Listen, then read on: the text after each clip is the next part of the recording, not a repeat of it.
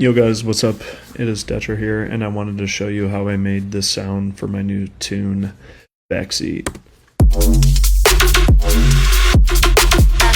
We'll start with Vital here. Pluck envelope on Vital, and then we're just drawing in the MIDI notes. We're starting with the old sine wave, harmonic series,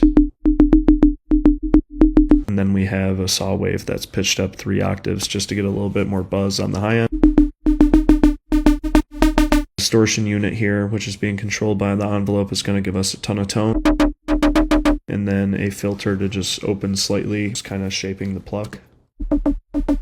Direct out for the saw, so that's why it's not being processed within the filter. A compressor. Then we have a chorus that's frozen, so I'm just picking out these poles, choosing where I'm going to be adding width to, and you can move these around.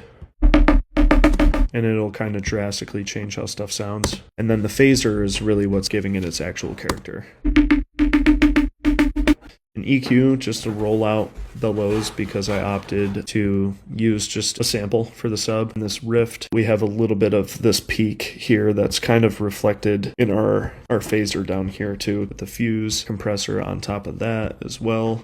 We'll go ahead and just turn off all this processing. Going with Rift, actually this isn't a default preset. This is achieved by hitting this random on here. It's just going to give you a totally different set of parameters. And then we're using Spray by Slink. This is essentially a disperser from Kilohertz, typical pinch lasery sound, if you will. We have another fuse compressor, compressing the lows, boosting the mids a little bit, and then the highs a ton. A glue compressor to catch peaks and add gain back into it yet again. Boosting the highs a little bit. And then this Verb 1 preset that I use, which is just parallel reverb. We have another OTT after the reverb just to really kind of help make it loud as fuck. This Pro Q4 is huge. I'm using this primarily as like a spectral compressor, so you're not getting killed in this really harsh range. And then glue compressors catching peaks and using it as a soft clipper, and then just adding gain back into it.